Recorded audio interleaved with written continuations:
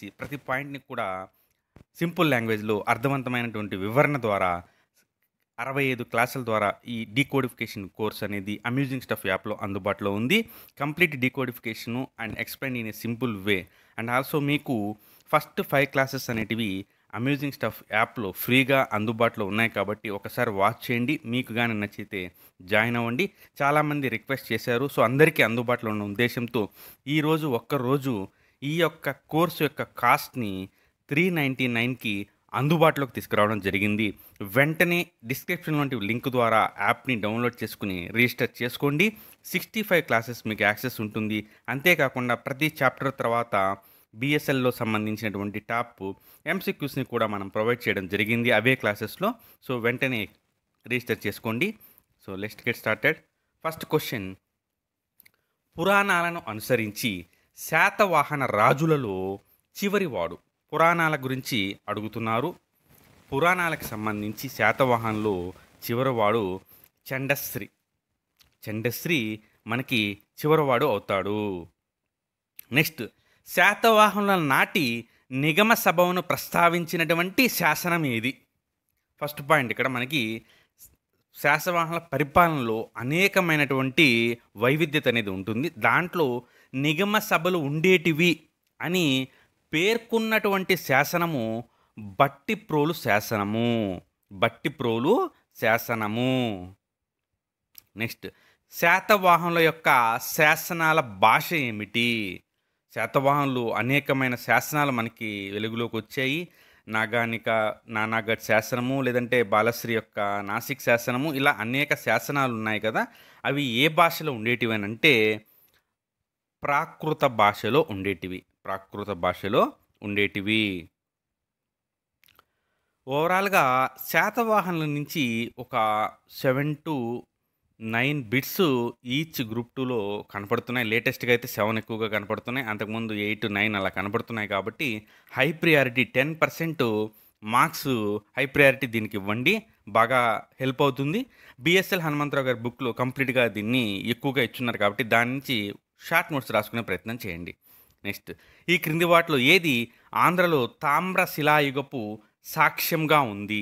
ఆంధ్రలో మనకి అనేక రకాల ప్రీహిస్టారిక్కి సంబంధించినటువంటివి కూడా కొన్ని ఉన్నాయి. అందులో ఒకటి తామ్ర శిలాయుగపు కావచ్చు, లేదంటే సూక్ష్మరాతి పరికర కేంద్రము కావచ్చు. ఇవన్నీ కూడా రీసెంట్గా అడిగినటివే. సో, దీనికి ఆన్సర్ వచ్చేసి పాతపాడు. సో, పాతపాడులో తామ్ర శిలాయుగపు సాక్ష్యము పాతపాడులో ఉంది.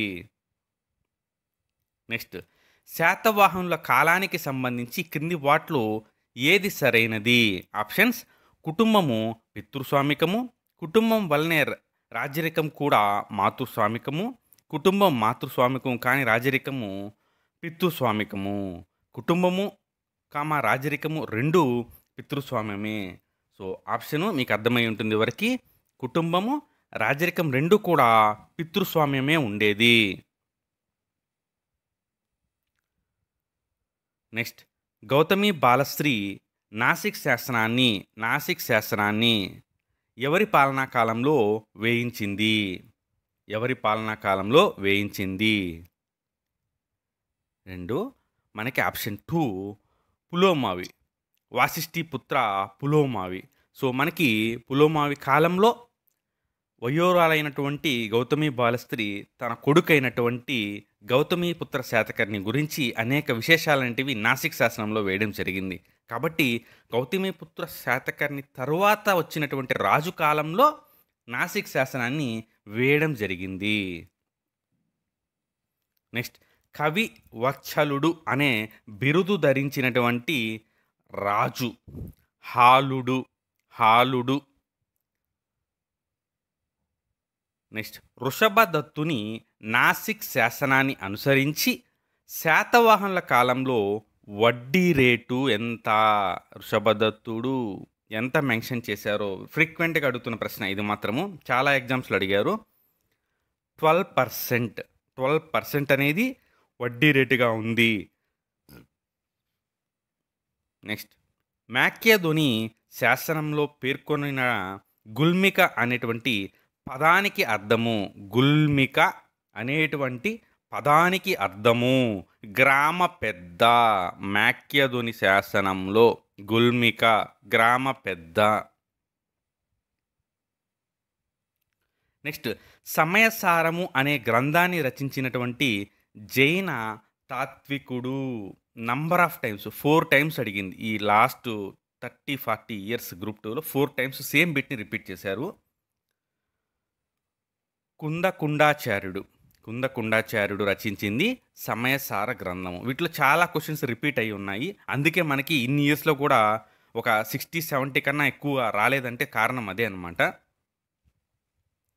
సో ఫర్దర్గా వెళ్ళే ముందు చిన్న అనౌన్స్మెంట్ అండి. సో మనము amusing stuff group 2 mains test సిరీస్ని స్టార్ట్ చేసుకున్న సందర్భంలో మీ అందరికీ కూడా చెప్పడం జరిగింది. 3 రకాల పద్ధతుల్లో చాప్టర్ వైజ్ టెస్టులు, సబ్జెక్ట్ వైజ్ టెస్టులు, గ్రాండ్ టెస్టులతో 80+ టెస్టులని మనం కండక్ట్ చేసుకోబోతున్నామని. ఆల్రెడీ 6 టెస్టులు అనేవి కంప్లీట్ అయ్యాయి. సో ఈ సందర్భంలో ఇంకా ఎవరైనా జాయిన్ కాని వాళ్ళు ఉంటే వెంటనే 899కి రిజిస్టర్ చేసుకోండి. ఒక మంచి యూపీఎస్సీ స్టాండర్డ్ లెవెల్ ఆఫ్ క్వశ్చన్స్తో మీకు ఈవెన్ ఏపీ హిస్టరీలో కూడా అలాంటి క్వశ్చన్స్ని మనము ఇన్పుట్ చేసుకొని వెళ్తూ ఉన్నాము. అంతేకాకుండా ఎవరైనా కానీ ఫస్ట్ ఎలా ఉన్నాయో చూడాలనుకుంటే టెస్ట్ 1 అనేది ఫ్రీగా అవైలబుల్లో ఉంది. వెంటనే యాప్ని డౌన్లోడ్ చేసుకుని ఒకసారి అటెంప్ట్ చేసి మీకు నచ్చితే జాయిన్ అవ్వండి. మార్కెట్లో ఇంత మంచి యూపీఎస్సీ రేంజ్ క్వశ్చన్స్ని ఇస్తూ ఇంత తక్కువకి రిజిస్ట్రేషన్స్ ఇవ్వడం అనేది కేవలం అమ్యూజింగ్ స్టఫ్కు మాత్రమే సాధ్యమయ్యి ఉంది. కాబట్టి వెంటనే జాయిన్ అవ్వండి. మీకు దీనికి కావాల్సిన ఏమైనా డౌట్ ఉన్న యాప్కి కానీ మెసేజ్ చేస్తే వెంటనే రిప్లై ఇవ్వడం జరుగుతుంది. సో ఇప్పుడు మనము రీసెంట్గా కండక్ట్ చేసినటువంటి ఏపీ హిస్టరీ మీద అడిగిన ప్రశ్నల్ని ఒకసారి చూద్దాము. టెస్ట్ 3లో ఇక్ష్వాకులు, విష్ణుకుండుల గురించి అడిగినటువంటి ప్రశ్న. సో ఏ విధంగా ఉందనేది మీరు ఒకసారి చూడొచ్చు. సో ఇవే క్వశ్చన్స్ని మనం టెలిగ్రామ్లో కూడా పోస్ట్ చేయడం జరిగింది క్విజ్ ఫార్మాట్లో. సో ఇదే విధంగా క్వశ్చన్స్ అనేటివి మెజారిటీ క్వశ్చన్స్ని ఈ విధంగా ఉండేదని ప్రయత్నిస్తాం. ఎందుకంటే పేపర్ అనేది ఏమాత్రం పాతకాలపు ఏపీ హిస్టరీ లాగా ఉండదని చెప్పి భావిస్తున్న సందర్భంలో రెండింటికి మధ్యలో కొన్ని క్వశ్చన్స్ ఇట్లా, కొన్ని questions assistance and reasons and match the followings and normal క్వశ్చన్స్గా ఇవ్వడం జరుగుతుంది. సో ఒకసారి మీరు చూసినట్లయితే చక్కగా మనము స్టేట్మెంట్స్ని ప్రొవైడ్ చేస్తూ ఇవ్వడం జరిగింది ఏపీ హిస్టరీకి. బహుశా ఇలాంటి క్వశ్చన్స్ మీరు మరెక్కడ చూసి ఉండరు. కాబట్టి వెంటనే రిజిస్టర్ చేసుకోండి. సో నెక్స్ట్ కంటిన్యూ చేసుకుందాము. అస్మక రాజైనటువంటి శాతకర్ణి చేతిలో కళింగ ప్రభువు కారవేలుడు పరాజితులైనట్లుగా తెలిపేటువంటి జాతక సాహిత్యం ఏమిటి? అది చుల్ల కళింగ జాతకము. చుల్ల కళింగ జాతకము. కారవేలుడు, ఆ ఎపిసోడ్ గుర్తుండాలి మీకు. కారవేలుని హాతీ గుంపా శాసనము. నెక్స్ట్ శిష్యుల మస్తిష్కంలో ధార్మిక చింతనను ప్రేరేపించడము గురువుల ధర్మంగా అశోకుడు తెలిపినటువంటి శాసనం ఎక్కడ దొరికింది? వెరీ వెరీ ఇంపార్టెంట్ ప్రశ్న ఇది. మనకిది రాజుల మందగిరిలో దొరికినటువంటి శాసనంలో శిష్యుల మస్తిష్కంలో ధార్మిక చింతనను ప్రేరేపించడం గురువుల యొక్క ధర్మము. టీచర్సే వాళ్ళకి స్టూడెంట్స్ని ఇట్లా గైడ్ చేసి ముందుకు తీసుకెళ్లాలని చెప్పి అశోకుడు రాజుల మందగిరి శాసనంలో తెలపడం జరిగింది. నెక్స్ట్ శాతవాహన రాజులు తమ వ్యక్తిగత నామాలకు మాతృగోత్ర నామాలను ముందు చేర్చి చెప్పుకునే పద్ధతి ఎవరి కాలంలో ప్రారంభమయ్యింది? నన్ అదర్ దెన్, ఇది అందరికీ రిపీటెడ్గా ఉంటుంది, GPS గౌతమిపుత్ర శాతకర్ణి. గౌతమిపుత్ర శాతకర్ణితో మొదలు పెడితే నెక్స్ట్ వాసిష్ఠిపుత్ర పులోమావి ఈ విధంగా రావడం జరిగింది. నెక్స్ట్ గౌతమిపుత్ర శాతకర్ణి సాధించినటువంటి సైనిక విజయాలను తెలిపే శాసనం ఎక్కడ ఉంది? సైనిక విజయాల గురించి తెలిపేటువంటి శాసనము నాసిక్ శాసనము. ఆయన యొక్క సైనిక విజయాలను పేర్కొంటూ. నెక్స్ట్ శాతవాహనుల కాలం నాటి సామాజిక ఆర్థిక మత పరిస్థితుల నేపథ్యంలో ఈ క్రింది వానిలో సరైనది కాని దానిని గుర్తించుము. ఆప్షన్స్: శాతవాహనుల రాజులు హిందూ మతాన్ని అనుసరించిన వారి రాణుల్లో కొంతమంది బౌద్ధ మతాన్ని పోషించారు. నెక్స్ట్ చతుర్ణ వ్యవస్థలో అమలులో అనేది ఉంది. స్త్రీలు తక్కువగా చూపబడ్డారు. నాడు నౌకా వాణిజ్యము అభివృద్ధి దశలో ఉన్నది. That's it. 4 స్టేట్మెంట్స్ చూశాక మనకు అర్థమవుతుంది ఏంటంటే థర్డ్ స్టేట్మెంట్ స్త్రీలు తక్కువగా చూపబడ్డారు అన్నారు. ఇది రాంగ్. ఎందుకంటే నాగానిక కూడా రాజ్యభారము వహించింది. ఏదైతే ఆమె యొక్క పిల్లోళ్ళు తక్కువగా ఏజ్‌లో ఉన్నప్పుడు తన యొక్క తండ్రి త్రణకయురు యొక్క సపోర్టుతో నాగానిక రాజ్యభారం వహించినట్లుగా మనము చదువుకున్నాం. దాని తర్వాత బాలశ్రీ కూడా అడపాదడపా పాలనలో ఇన్వాల్వ్ అయినట్టుగా కూడా మనం చూస్తున్నాం కాబట్టి స్టేట్మెంట్ 3 అనేది మనకి రాంగ్. నెక్స్ట్, శాతవాహనులు ఆంధ్రులు కారని, ఆంధ్ర భృత్యులు అని వాదించిన పండితుణ్ణి గుర్తించండి. So answer R G Bhandarkar. R G Bhandarkar. Next, Gatha సప్తసతిని రచించినది. ఇక్కడ ఒక ఇంట్రెస్టింగ్ పాయింట్ చెప్తాను ఆన్సర్ చెప్పి. హాలుని యొక్క గాథా సప్తసతి అనేది కొన్ని వందల సార్లు రిపీట్ అయి ఉంటుంది. So answer హాలుడు. సో ఇదే ప్రశ్న ఇదే ఫార్మాట్లో ఇదే ఆప్షన్తో 8 టైమ్స్ లాస్ట్ 1984 నుంచి 2020 మధ్య ఉన్నటువంటి గ్రూప్ 2 ఎగ్జామ్స్లో మినిమం 8 టైమ్స్ అనేది రావడం జరిగింది. శాతవాహనుల పాలనా కాలంలో నిగమ సభలు ఏ పరిపాలనను నిర్వహించేవి? ఏ పరిపాలనను నిర్వహించేవి? ఈ నిగమ సభలు నగరములకు సంబంధించిన పరిపాలనను నిర్వహించేవి. నగరములు. నెక్స్ట్, అమరావతి స్తూపము ఎవరి పరిపాలనా కాలంలో నిర్మితమయ్యింది? అమరావతి స్తూపము నన్ అదర్ దెన్ శాతవాహనులు. శాతవాహనులు. నెక్స్ట్, ఈ క్రింది వానిలో ఏది తప్పుగా జతపరిచింది? ఆప్షన్స్: హాలుడు గాథా సప్తసతి, నాగార్జునుడు బుద్ధ చరితం, వాత్స్యాయనుడు కామసూత్ర, గుణాఢ్యుడు బృహత్కథ. సో మనం కానీ చూసినట్లయితే ఇది రైట్ ఆన్సరు, ఇది రైట్ ఆన్సరు, ఇది రైట్ ఆన్సర్. సో మనకి రాంగ్ ఆన్సర్ ఏమిటంటే బుద్ధ చరిత అనేది నాగార్జునుడు రాశారని చెప్పి చెప్తున్నారు. మీకు కానీ తెలిస్తే కామెంట్ రూపంలో తెలియజేయండి దీన్ని. సో దీనికైతే బుద్ధ చరితను రాసింది అశ్వఘోషుడు. అశ్వఘోషుడు. అశ్వఘోషుడు. సో నెక్స్ట్ క్వశ్చన్, శాతవాహనుల కాలంలో అమాత్యులు అంటే ఎవరు? సాధారణంగా అమాత్యులు అంటే ఎవరు? సో అమాత్యులు అంటే జిల్లా అధికారి అని చెప్పుకోవచ్చు. జిల్లా అధికారి అని చెప్పుకోవచ్చు. శాతవాహనుల శాసనాలన్నీ. ఆప్షన్స్: ప్రాకృత భాష, బ్రహ్మీ లిపి భాష, సంస్కృత భాష, ప్రాకృత లిపి, నెక్స్ట్ బ్రహ్మీ భాష దేవనాగిరి, బ్రహ్మీ భాషలోను ప్రాకృత లిపిలోను. సో ఇచ్చినటువంటి ఆప్షన్స్ ఆధారంగా ఆన్సర్ అనేది ప్రాకృతము, బ్రహ్మీ లిపి. ఆప్షన్ 1 అనేది మనకి రైట్ ఆన్సర్.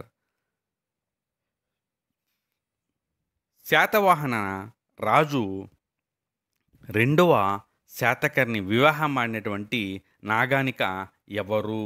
నాగానిక ఎవరు? మహారథి త్రణకయురో కుమార్తె. మహారథి త్రణకయురో కుమార్తె. మనం కూడా ఇందాక ఎక్స్ప్లెనేషన్లో దీన్ని చూసాము. నెక్స్ట్, గుణాఢ్యుడు బృహత్కథను ఈ భాషలో వ్రాసెను. గుణాఢ్యుడు బృహత్కథని రాసినటువంటి భాష పైశాచిక ప్రాకృతము. ఆన్సర్ ప్రాకృతము. ఆప్షన్స్ ఇదే విధంగా ఇవ్వడం జరిగింది. ప్రాకృతంలో రకాలు: మహారాష్ట్ర ప్రాకృతము, పైశాచిక ప్రాకృతం. కాబట్టి పైశాచికం అనేది ఆప్షన్లో ఉంటే గో ఫర్ ఇట్, అరెల్స్ పైశాచిక ప్రాకృతం అనేది గుర్తుపెట్టుకోండి. ఏపీపీఎస్ అనేది డైరెక్ట్గా ఇదే విధంగా ఇచ్చింది ప్రశ్నని. ఫార్మాట్ కూడా అదే విధంగా ఇవ్వడం జరుగుతుందండి ఒకవేళ ఇస్తే. నెక్స్ట్, శాతవాహనులు తాము పోగొట్టుకున్న ప్రాంతాలను ఏ శాతవాహన రాజు కాలంలో నహపానుని దగ్గర నుంచి తిరిగి రాబట్టుకున్నారు? సో జీపీఎస్ మూవీని కానీ గుర్తు చేస్తే మీకు అర్థమవుతుంది. నహపానుడి నుంచి గౌతమీపుత్ర శాతకర్ణి తిరిగి వాటన్నిటిని వశపరచుకోవడం జరిగింది. ఆన్సర్ నహపానుడు కాన్సెప్ట్లో గౌతమి పుత్ర శాతకర్ణి వీళ్ళిద్దరి గురించి ఎక్కువగా ఉంటుంది. నెక్స్ట్, శాతవాహనుల రాజవంశ స్థాపకుడు ఎవరు? శ్రీముఖుడు. మీరు గాని చూస్తే ఇంత సింపుల్ బిట్లు ఇప్పుడు వస్తాయనంటే, ఇప్పుడైతే ఇట్లాంటి బిట్స్ రావు. కాకపోతే వాళ్ళు ఎటు తిరిగి అదే చరిత్ర మారేదేం లేదు కాబట్టి, అదే చరిత్రని ఇప్పుడు ఫర్ ఎగ్జాంపులు క్రింది స్టేట్మెంట్స్‌ని పరిగణించండి అని జెప్పి, శాతవాహనుల యొక్క రాజ్యవంశ స్థాపకుడు ఎవరు? నెక్స్ట్ నహపానుని మీద విజయం సాధించింది ఎవరు? నాగార్జునుడికి ఆశయం ఇచ్చినటువంటి శాతకర్ణి రాజు ఎవరు? నెక్స్ట్ శాతకర్ణి రాజుల్లో చివరివాడు ఎవడు అని చెప్పి 4 స్టేట్మెంట్లు ఇచ్చి పై వాటిల్లో ఎన్ని జతలు సరైనవి అని చెప్పి అడిగేదానికి అవకాశం ఉంది. కాబట్టి ఏ సబ్జెక్ట్లో అయినా కానీ సబ్జెక్టు మారదు, క్వశ్చన్ ఇచ్చే తీరు మారుతుంది. ఫర్ ఎగ్జాంపుల్ మీరు ఇందాక మనం చూపించినటువంటి క్వశ్చన్ని ఒక్క క్వశ్చన్ని కానీ ప్రాక్టీస్ చేస్తే 4 క్వశ్చన్స్ని ప్రాక్టీస్ చేసినట్లు. మనం అలాంటివి ప్రతి టెస్ట్లో 25 ఇచ్చామనుకుంటే అక్కడ ఒక 4 అనుకుంటే 100 ప్లస్ ఇంకొక 25 అంటే ఇంచుమించు 125 క్వశ్చన్స్ని ప్రతి చాప్టర్కి మీరు చదువుతున్నారన్నప్పుడు ఎంత ఎఫెక్టివ్ ప్రిపరేషన్ అనేది జరుగుతుందో మీరే అర్థం చేసుకోవచ్చు. నెక్స్ట్ నవనగర్ అనే పట్టణాన్ని నిర్మించిన శాతవాహన రాజు ఎవరు?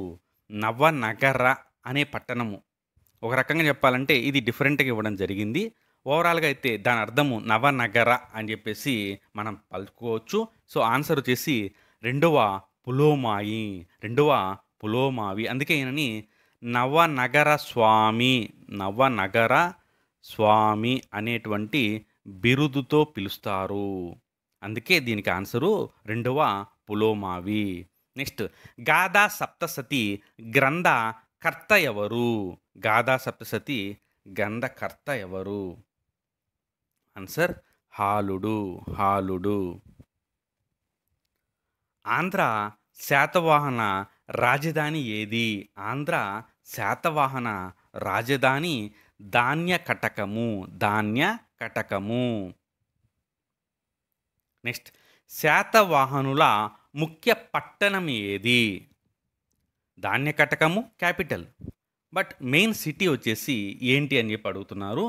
ఒకే ఎగ్జామ్లో అడిగారు ఈ 2 బిట్లని కూడా. సో ఆన్సర్ వచ్చేసి పైథాన్. సో పైథాన్ అనేది ముఖ్య పట్టణము, ధాన్యకటకం అనేది రాజధాని నగరము. నెక్స్ట్ శాతవాహనుల నౌకా వ్యాపారానికి సాక్ష్యాధారము ఏది? Options: the Periplus of the Erythraean Sea, Pulomavi Yajnashri Satakarni వేయించినటువంటి ఓడ చిహ్నము, బాలశ్రీ నాసిక్ శాసనము, గౌతమిపుత్ర కార్లే శాసనము. సో ఆప్షన్స్ని గమనిస్తే మీకు అర్థమై ఉంటుంది పాటికి. యజ్ఞశ్రీ శాతకర్ణి వేయించినటువంటి ఓడ చిహ్నంతో కూడినటువంటి నాణేలు కావచ్చు, లేదంటే అప్పుడున్నటువంటి ఈ శాసన ఆధారం కావచ్చు. ఓడ చిహ్నము అనేది గుర్తుపెట్టుకోండి. నెక్స్ట్ శాతవాహనుల రాజమతము. సో రాజమతము వైదిక మతము. సో ఈరోజు బిఎస్ఎల్ హనుమంతరావు గారి యొక్క బుక్ మీద 100% మీకు ఒక మంచి డిస్కౌంట్ని మనం ప్రొవైడ్ చేయడం జరుగుతుంది. ఏంటంటే అది 499గా ఉంటే దానిని 1 డే 100 రూపీస్ లెస్ చేసుకొని 399కి మీకు అందుబాటులోకి తేవడం జరిగింది. చాలామంది రిక్వెస్ట్ చేశారు, టైం తక్కువ ఉంది, సో కొంచెం ప్రైస్ని డిక్రీజ్ చేయమని చెప్పేసి. సో అందరి యొక్క రిక్వెస్ట్ మేరకు 399కి తీసుకురావడం జరిగింది. వెంటనే రిజిస్టర్ చేసుకోండి, క్లాసెస్ని చూసి నోట్స్ని స్టార్ట్ చేసి రాసేసుకోండి. నెక్స్ట్ శాతవాహనుల శాసనాల్లో వాడిన భాష ఏమిటి? డైరెక్ట్గా అయితే ప్రాకృతము. శాతవాహన రాజులలో గొప్పవారు ఎవరు? శాతవాహనుల రాజులో గొప్పవారు గౌతమిపుత్ర శాతకర్ణి. సింపుల్గా ఉన్న బిట్స్ ఇవన్నీ కూడా, కాకపోతే పీవైక్యూస్ కాబట్టి వాటిని మనం ఒక్కసారి చూసుకోవడం అనేది ప్రిపరేషన్లో ఉత్తమ భాగము. నెక్స్ట్ కరవేలునికి సంబంధించినటువంటి శాసనం ఏది? కరవేలునికి సంబంధించిన శాసనము హతిగుంప శాసనము. నెక్స్ట్ మౌర్యుల పరిపాలన నుండి ఆంధ్రులు ఎవరి ఆధీనంలో స్వాతంత్రం సాధించడం జరిగింది? మౌర్యుల పరిపాలన నుండి ఆంధ్రులు ఎవరి ఆధీనంలో? ఆప్షన్: శాతవాహనులు.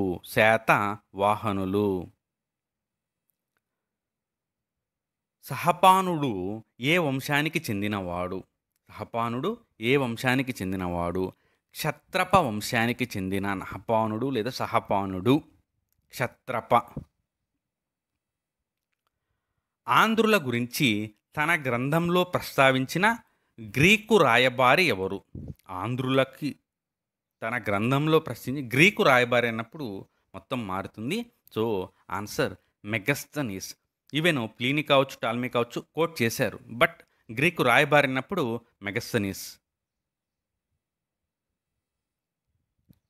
బాలస్త్రీ జారీ చేసినటువంటి శాసనం ఏది? బాలస్త్రీ నాసిక్ శాసనము. నానాగట్ అన్నప్పుడు నాగానిక. నాగానిక.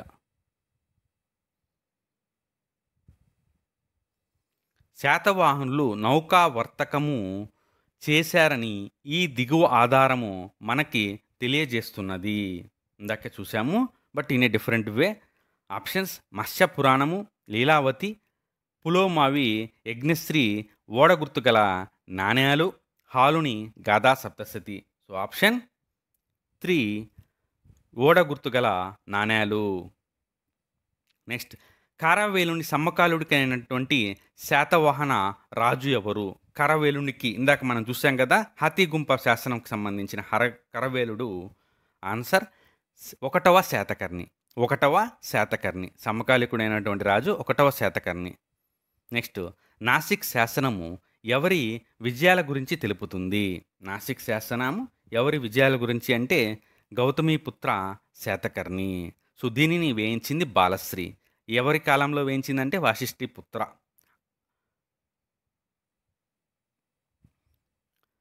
నాగార్జున యొక్క వాదము ఏమిటి? ఆప్షన్స్: మాధ్యమిక, శూన్యవాదము, అద్వైతము, మహాద్వైతము, విశిష్టాద్వైతము.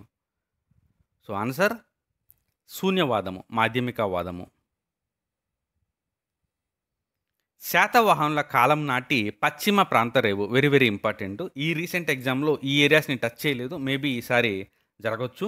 కాబట్టి అందరూ కూడా కుదిరితే శాతవాహనులకు సంబంధించినటువంటి పరిపాలనని ఈరోజు రివైజ్ చేసేదానికి ట్రై చేయండి.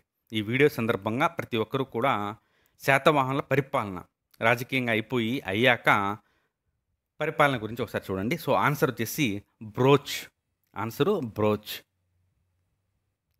ఆంధ్ర పథమును ప్రస్తావించినటువంటి బౌద్ధ గ్రంథము ఏది? ఆంధ్ర పథమును ప్రస్తావించినటువంటిది భీమసేన జాతకము. భీమసేన జాతకము. నెక్స్ట్, శాతవాహనుల కాలం నాటి కోలిక శ్రేణిని వీరికి చెందినది. అనేక శ్రేణులు అన్నీ రివిజన్ చేయాలి, గుర్తుండాలి. సో కోలిక అంటే నేత పని చేసేవారు. కోలిక అంటే నేత పని చేసేవాళ్ళు. నెక్స్ట్, భావ వివేకుడు ఈ బౌద్ధ విహారంలో ఆచార్యుడిగా ఉండేవారు. భావ వివేకుడు ఏ బౌద్ధ హారము అంటే ధాన్య కటకము. మీరు చూస్తే 2020 గ్రూప్ 2కు సంబంధించినటువంటి ఏన్షెంటు మిడివల్కి సంబంధించిన ప్రతి బిట్టుని బిఎస్ఎల్ హనుమంతరావు గారి బుక్లో ఏ పేజ్లో ఆ బుక్కు సంబంధించిన ఇన్ఫర్మేషన్ ఉంటుందనేది మన ఛానల్లో ఆల్రెడీ ఎస్ఐ గారి వీడియోలో నేను క్లియర్గా ఎక్స్ప్లెయిన్ చేసి ఉన్నాను. కాబట్టి ఎవరైనా దాన్ని మిస్ చేసి ఉంటే చూడండి. ఇంపార్టెన్స్ ఆఫ్ బిఎస్ఎల్ హనుమంతరావు గారి బుక్ మీకు తెలుస్తుంది. ఈవెన్ మన దగ్గర మీరు కోర్సు తీసుకోకపోయినా ఇబ్బంది లేదు, కానీ బిఎస్ఎల్ హనుమంతరావు గారి బుక్ని అట్లీస్ట్ 5 టైమ్స్ రివిజన్ చేస్తే ఏన్షెంట్ మిడివల్లో మీకు బిట్ 98% తిరుగుండదు. ఒక 2% అటు ఇటు ఉండొచ్చు. దెన్ మోడర్న్కి సంబంధించి పి రఘునాథరావు గారి బుక్ని సేమ్ లెవెల్లో 5 టైమ్స్ రివిజన్ చేయండి. అండ్ మీరు ఇప్పటి నుంచి ఏదో ఒక బుక్ ప్రిపేర్ అవుతుంటారు, దాన్ని రెఫరెన్స్గా తీసుకొని ఏపీ హిస్టరీలో మెజారిటీ స్కోర్ చేసేలాగా చూడండి. పేపర్ ఎలా వచ్చినా సరే వాళ్ళు అదే శాతవాహనుల నుంచి అదే విజయనగరం నుంచి ఇవ్వాల్సిందే. కాబట్టి మీరు మాత్రము ఏపీ హిస్టరీని మాత్రం ఒక పవర్ ప్లే, ఏదైతే ఐపీఎల్లో ఫస్ట్ 6 ఓవర్స్లో మెజారిటీ స్కోర్ అనుకుంటారు కదా, అలాగే ఏపీ హిస్టరీ మీ పాలిట పవర్ ప్లే అవ్వాలి. అది గుర్తుపెట్టుకోండి.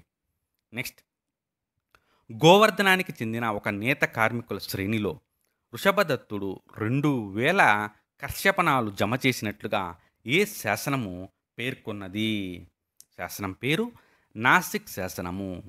వృషభదత్తుడు, గోవర్ధనము ఇది బిట్టుగా అడిగారు. నెక్స్ట్ నేత కార్మికులు, వృషభదత్తుడు, 2000 కర్షపణాలు, దెన్ నాసిక్ శాసనం. ఈ ఒక్క బిట్లో మనకి 5 దాగి ఉన్నాయి. నెక్స్ట్ భారతదేశంలో విద్యార్థులు సుహ్రుల్ లేఖను కంఠస్థం చేస్తుండటం చూశానని వ్రాసినటువంటి చైనా యాత్రికుడు ఎవరు? చైనా యాత్రికుడు ఇత్సింగ్.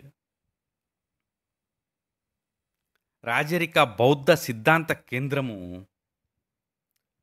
ఆన్సర్ గుంటుపల్లి. సో ఇవి శాతవాహనికి సంబంధించినటువంటి 50 టాప్ ఎంసీక్యూస్. ఇవన్నీ కూడా ప్రీవియస్ ఇయర్స్ క్వశ్చన్స్. సో మీరైతే ఒకసారి మన యొక్క ఏపీ హిస్టరీకి సంబంధించిన బిఎస్ఎల్ హనుమంతరావు గారి బుక్ రిజిస్ట్రేషన్ది ఫ్యూ వీడియోస్ చూడేసి మీకు నచ్చితే జాయిన్ అవ్వండి. దెన్ కన్ఫామ్గా మన యొక్క టెస్ట్ సిరీస్లో అద్భుతమైనటువంటి క్వశ్చన్స్ని మనం ఫ్రేమ్ చేస్తూ ఉన్నాము. ఏపీ హిస్టరీ ఇందాకే మీరు చూశారు, స్టేట్మెంట్ వైజ్డ్గా ఇవ్వడం జరుగుతుంది.